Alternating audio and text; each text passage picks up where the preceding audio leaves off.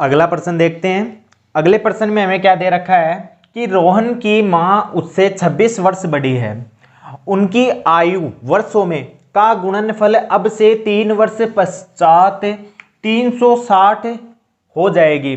यानी उनकी आयु का गुणनफल है वो अब से 3 वर्ष पश्चात कितना हो जाएगा, 360 हो जाएगा। और हमें रोहन की वर्तमान आयु है वो ज्ञात करनी है। यानी कि हमें ना तो साफ साफ रोहन की आयु दे रखी है और ना ही उसकी माताजी की आयु दे रखी है, पर हमें यहाँ पे कुछ कंडीशंस दे रखी हैं। उन कंडीशंस को अप्लाई करते हुए हमें क्या ज्ञात करना है, रोहन की और उसकी माताजी की आयु ज्ञात करने वाला द्विघात समीकरण ज्ञात करना है। तो देखते हैं। देखिए, सबसे पहले माना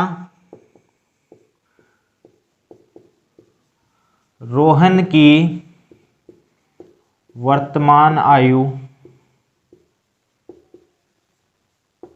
अक्स वर्ष है। माना रोहन की वर्तमान आयु क्या है, अक्स वर्ष है। ठीक है, तो उसकी माताजी उससे कितनी बड़ी है, 26 वर्ष बड़ी है। वर्तमान आयु की बात कर रहा है ना। अतः रोहन की मां की वर्तमान आयु कितनी हो जाएगी।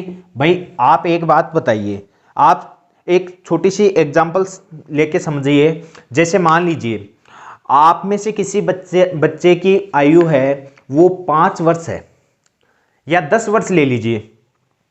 यानी यहाँ पे रोहन किसी बच्चे का नाम है, आप में से किसी बच्चे का नाम रोहन है और उसकी माताजी उससे 26 वर्ष बड़ी है। मैं बोल रहा हूं जो रोहन है उसकी आयु 10 वर्ष है, तो उसकी माताजी की आयु कितनी होगी। तो आप बोलोगे सर मेरी आयु, अगर रोहन बोलेगा कि सर मेरी आयु अगर 10 वर्ष है तो मेरी माताजी मेरे से 26 वर्ष बड़ी है, यानी मैं 10 में 26 जोड़ दूंगा, यानी कि कितना हो जाएगा 36 वर्ष। मेरी माताजी की आयु 36 वर्ष हो जाएगी। तो बस वही यहाँ पे करना है। यानी कि यहाँ पे हमें वर्ष मतलब अंकों में ना देखे हमने क्या माना, अक्स माना गया। तो यहाँ पे रोहन की वर्तमान आयु अक्स है तो माताजी 26 वर्ष बड़ी है, तो माताजी की आयु क्या हो जाएगी, अक्स प्लस 26 वर्ष। ये माताजी की आयु हो जाएगी। आशा करता हूं आपको समझ में आया होगा। फिर आगे क्या बोल रहा है, उनकी आयु का गुणनफल अब से 3 वर्ष पश्चात, मतलब अब से 3 वर्ष पश्चात की जो आयु है उसका गुणनफल की बात कर रहा है ये। तो वर्तमान आयु आ गई, अब 3 वर्ष पश्चात की आयु भी निकाल सकते हैं। 3 वर्ष पश्चात रोहन की आयु। भाई एक बात बताओ, आज कोई बच्चा 10 वर्ष का है, रोहन वर्तमान में 10 वर्ष का है, 3 वर्ष बाद में वो कितने वर्ष का हो जाएगा।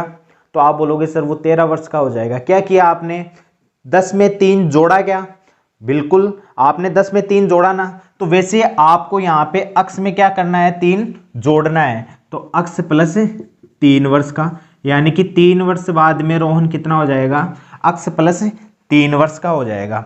और रोहन की माताजी, रोहन की मां की आयु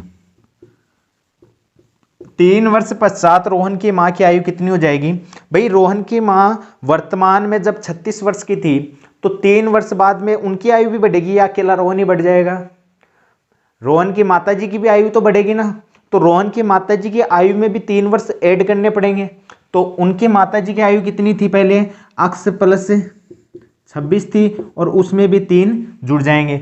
आयु सभी के साथ में बढ़ती है, किसी की ये नहीं है कि किसी की तो पाव वर्ष बढ़ी, किसी की आधा वर्ष बढ़ी, किसी की 1 वर्ष बढ़ गई, ऐसा कुछ नहीं होता है। आयु सभी की साथ में बढ़ती है। ठीक है, 3 वर्ष अगर रोहन बड़ा हुआ है तो 3 वर्ष उसकी माताजी भी बड़ी हुई है।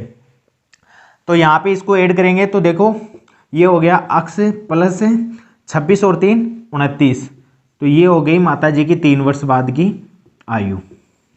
अब हमें क्या कंडीशन दे रखा है कि 3 वर्ष बाद की जो आयु थी उन दोनों का जो गुणनफल है वो कितना है, 360 हो जाएगा। तो 3 वर्ष बाद की आयु का गुणनफल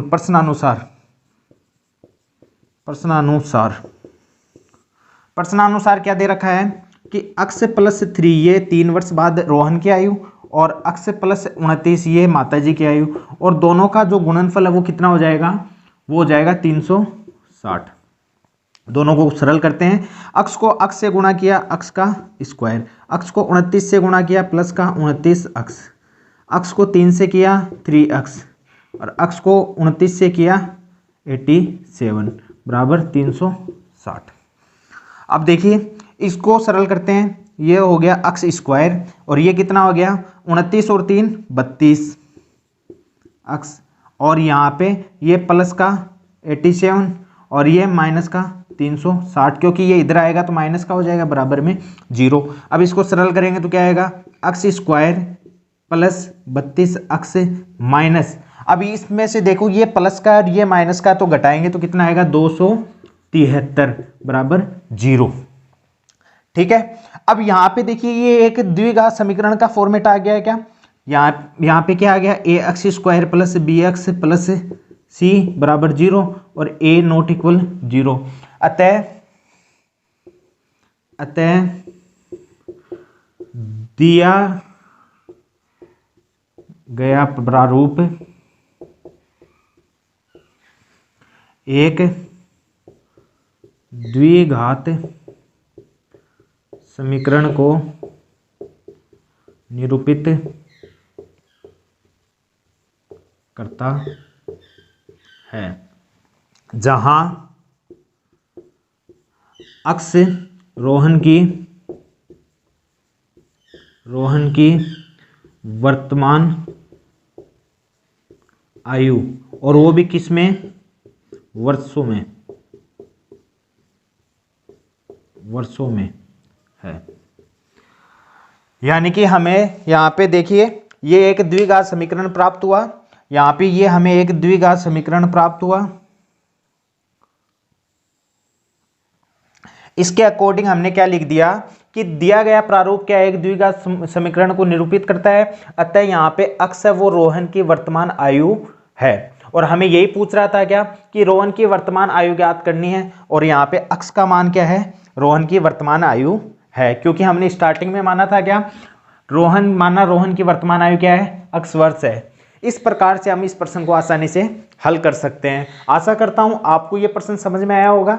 इसमें हमने सबसे पहले क्या किया, सबसे पहले हमने रोहन की आयु मानी, फिर उसमें से हमने क्या किया कि उसकी माता जी उससे 26 वर्ष बड़ी थी, तो उसकी माता जी की आयु उसमें ऐड कर दी, तो अक्स में 26 ऐड किया तो क्या हो गया, अक्स प्लस 26, इसको 26 अक्स मत कर देना, माता जी 26 गुना बड़ी नहीं है, ना कि 26 गुना बड़ी नहीं है, वो 26 वर्ष बड़ी है, ठीक है ना। तो ये थोड़ा सा अंतर आपको समझना पड़ेगा, 26 अक्स मत कर देना, अक्स प्लस 26 करना, ठीक है। फिर इसको आगे 3 वर्ष पश्चात के आयु का गुणनफल हमें दे रखा था प्रश्न में, तो 3 वर्ष पश्चात की आयु निकाली, 3 वर्ष पूर्व की पूछता तो क्या करते, यहाँ अक्स में से 3 घटाते, ठीक है। इस प्रकार से हमने इसको आगे सरल किया और एक द्विघात समीकरण के प्रारूप के रूप में निरूपित कर दिया। आशा करता हूं आपको यह प्रश्न समझ में आया होगा। फिर भी अगर आपको कोई बात समझ में नहीं आती है तो आप मुझे कमेंट बॉक्स में कमेंट करके बताएं, मैं आपके लिए फिर से एक लेक्चर भी तैयार करूंगा और फिर से आपकी समस्याओं का समाधान करने की पूरी कोशिश करूंगा।